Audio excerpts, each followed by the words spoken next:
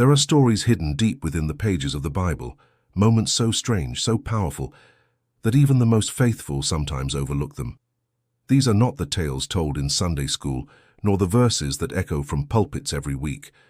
These are whispers of the supernatural, fragments of heaven's power, breaking through the veil of time to remind us that God is not bound by logic, reason, or the limits of human understanding.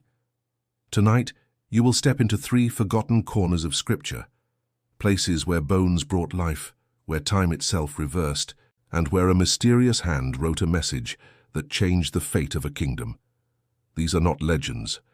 They are moments when heaven touched earth in ways that leave the soul trembling. Watch closely, because what you are about to hear may forever change how you see the power of God. The sun had long begun its descent over the land of Israel, and shadows stretched like tired arms across the hills. War had come again.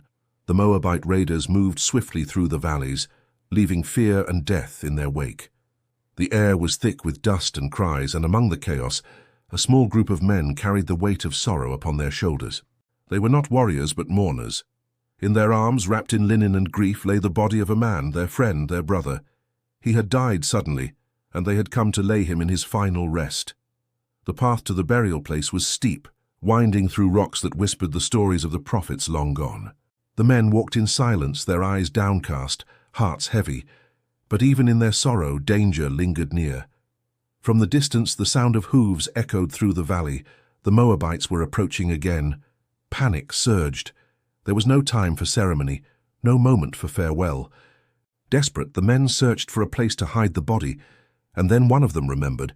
The tomb of Elisha, the great prophet of Israel, rested nearby. His bones lay within, untouched, undisturbed, a sacred memory of the man through whom God had spoken for decades. Without hesitation, they ran toward it, carrying the lifeless body as the noise of war grew closer. The cave was dark and cold. Inside, the air was heavy with the scent of earth and time. They pushed aside the stone and laid the man's body quickly upon the ground, right where the bones of Elisha rested beneath the shroud of dust. They turned to flee. But in that instant, something beyond all human reason happened. A wind, faint, almost imperceptible, stirred within the tomb. The air shimmered, like the breath of eternity moving through death itself.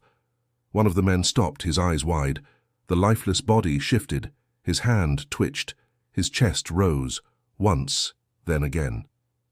The sound that followed silenced the world, the gasp of life returning. They stumbled backward, unable to speak. The dead man sat up, blinking as if waking from a long dream. The linen that covered his face slipped down, and he looked at them, alive. The Moabites, still approaching, were forgotten. The men fell to their knees, not in fear but in awe. They had just witnessed the impossible. Outside, the wind howled through the valley, carrying whispers of the divine. The man who had been dead stood, his skin pale but his eyes burning with something unearthly, a spark that only heaven could give. He looked down at the bones beside him, the bones of a prophet who had been dead for years, and tears filled his eyes. There were no words, no logic that could explain it. Even in death, Elisha's body carried the residue of God's power. The spirit that once moved through him in life had not vanished with the grave. It lingered, waiting, as if heaven had chosen one final miracle to remind the world that what God anoints remains sacred beyond the reach of time. The men fell to their faces, trembling. The resurrected man stood in silence, his heart beating with a rhythm borrowed from eternity. Outside, the setting sun burned red over the horizon, as if all of creation bowed in reverence to the mystery that had just unfolded within that tomb. News of the miracle spread like wildfire. People whispered in the markets, in the fields, and around the fires at night. A dead man rose at the touch of a prophet's bones, they said. Some doubted, others believed, but none could ignore it. The name of Elisha was spoken again, not as memory but as proof that the power of God cannot be buried. And somewhere, perhaps under the light of the same stars that once watched Jacob's ladder and Moses, Staff, that man, the one who had tasted death, sat quietly staring into the fire, feeling the pulse of life that was no longer his own. What had he seen in that darkness? What voice had called him back? He never said, but those who met his eyes swore they had seen eternity flicker behind them. It was as if God himself whispered through that miracle, saying, "Even what you call dead, I can still awaken. Even what you've given up on, I can still restore. For the bones of a prophet may turn to dust, but the word of God never dies." Years later, that tomb became a place of quiet pilgrimage.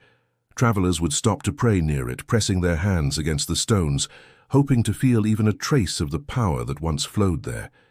Some said they could feel warmth in the air, not of the sun, but of the spirit. Others said the silence there felt alive, humming softly, like a heartbeat buried beneath the earth. And so the miracle lived on, not just in memory, but in meaning. For every believer who has ever stood at the edge of despair, every soul who has ever thought it's too late, this story stands as a promise. With God, it is never too late. Because the same power that raised that man in a forgotten tomb still moves today, unseen, unstoppable, unending. The halls of the palace in Jerusalem were silent. The once bustling court of King Hezekiah had grown heavy with despair. Outside, the sun hung high above the city walls, yet inside the chambers of the king, darkness had settled long before nightfall. The whispers among the servants were all the same. The king was dying. His strength had withered, and the man who once stood boldly before nations now lay trembling on his bed, caught between breath and eternity. Hezekiah had been a good king, a man who tore down idols and restored the altar of the Lord. Yet even the faithful are not spared the touch of mortality. Fever had taken hold of him, draining his body and spirit alike. Physicians came and went, offering herbs, prayers, and silence. None could stop the slow descent of his life. And as his strength faded, so too did the hope of the people. Then came Isaiah, the prophet of God, calm, stern, and unshaken by the shadow of death. His footsteps echoed against the marble floors as he entered the chamber. He looked upon the king, saw the despair in his eyes, and spoke the words that pierced through the stillness like thunder. "Set your house in order, for you shall die and not live." The words fell like stones. No comfort, no delay, just truth, cold and sharp. Isaiah turned to leave, but before he reached the door, a sound stopped him, the sound of a broken man crying out. Hezekiah turned his face toward the wall and wept bitterly. His prayer rose from the depths of his pain, simple and raw. "Remember me, O Lord, I have walked before you in truth and with a loyal heart." Tears ran down his face as his voice cracked. He did not beg for wealth nor power, only for mercy, for life. Outside, the light of the day seemed to dim, as if creation itself listened. And before Isaiah could leave the courtyard, the word of the Lord came to him again. "Return and tell Hezekiah, I have heard your prayer. I have seen your tears. Behold, I will heal you." Isaiah stopped, turned back, and entered the king's chamber once more. The look on his face had changed, not of sorrow but of divine certainty. "The Lord will add 15 years to your life," he said. The king's eyes widened, his breath caught, life where there had been none. But even then, Hezekiah's mind trembled with disbelief. "What will be the sign that the Lord will heal me?" he asked, his voice faint but filled with longing. Isaiah looked toward the courtyard, where the great sundial of Ahaz stood, a stone stairway that measured time through the movement of the sun's shadow. And then came one of the strangest, most wondrous declarations ever spoken by a prophet. "This shall be the sign from the Lord. Shall the shadow move forward 10 steps, or shall it move backward 10 steps? Hezekiah thought for a moment. To move forward was easy. That was the nature of time. But to move backward, that was impossible. "Let the shadow go backward 10 steps, he said. And Isaiah nodded. He raised his hands toward heaven, his eyes closed, his lips whispering a prayer that no man could repeat. The palace fell silent. Servants paused in the courtyards. The sun hung over the city like a crown of fire. And then it happened. The light shifted. Slowly, impossibly, the golden beam that struck the sundial began to retreat. The shadow that had stretched forward now crawled backward upon the stone steps. Gasps filled the air. The impossible had become visible. Time itself had reversed its course, obeying not the laws of creation but the command of its creator. Hezekiah sat upright, his eyes wide as the miracle unfolded before him. The fever that had chained his body began to break. Warmth returned to his skin. His heart, once weak, now beat with renewed strength. It was as if the sun itself had turned for his sake, as if heaven had reached down and rewritten the story of his life. The priests fell to their knees, bowing low, unable to comprehend what they saw. The courtyard shimmered in golden light, and the people who looked up from the streets of Jerusalem pointed to the sky, whispering, "The sun has turned back." Across the land, the rumor spread like wildfire. The God of Israel had bent time for his servant. When the shadow finally returned to its rightful place, Hezekiah stood, no longer a dying man, but a living testimony. He looked toward the prophet Isaiah and whispered, "The Lord is my salvation. He has turned even the clock of heaven for me." That night, Hezekiah walked through his palace, his bare feet touching the cold stone that once seemed destined to outlast him. He felt the pulse of life in his veins and the whisper of grace in every breath. The stars above Jerusalem burned brighter than he had ever seen, as if heaven itself rejoiced. But the lesson was not only for Hezekiah, it was for all who would ever feel that their time had run out, that their story was over.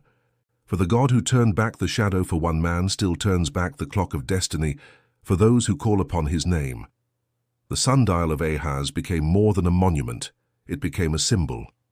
Generations later, people would point to it and say, "That is where God reversed time." It reminded them that faith can make the impossible move backward, that God holds not just life and death, but minutes and moments, past and future, in his hand.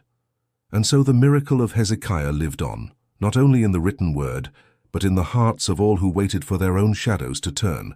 For every tear that falls, every prayer whispered against the wall, every life that feels too late, the story of the king who asked for time still echoes. God can give back what life has taken away. Night had fallen over Babylon, and the great palace of King Belshazzar glittered under the firelight of 1,000 lamps. The sound of laughter and music echoed through marble halls, where gold and silver vessels caught the glow of flame like captured stars. The air was thick with wine and arrogance. The king, seated high upon his throne, raised his cup and looked out over the multitude of nobles, wives, and concubines that filled the hall. "Let us drink," he said, "not from common cups, but from the vessels taken from the temple of the God of Israel." Servants rushed to obey. They brought forth the sacred goblets, the very ones that Nebuchadnezzar had taken from Jerusalem decades earlier, vessels once meant for the worship of the Almighty. Now they were filled with wine and laughter, passed from hand to hand among those who mocked the God whose name they no longer feared. Belshazzar's pride grew with every toast. His voice filled the hall. "See how the gods of gold and silver have blessed Babylon," he shouted. "See how even the spoils of the Jews serve us now." The crowd roared with approval. Harps played, dancers spun, and the night deepened with sin. Yet unseen by mortal eyes, something stirred beyond the veil of human arrogance. As the laughter rose, the air began to change. A wind, cold and silent, drifted through the chamber. The flames of the lamps flickered, bending backward as if bowing to something unseen. The music faltered. A stillness settled over the room so sudden that even the heartbeat of the palace seemed to stop. Belshazzar froze mid-sentence, his goblet still raised, his eyes fixed on the far wall. Something was there.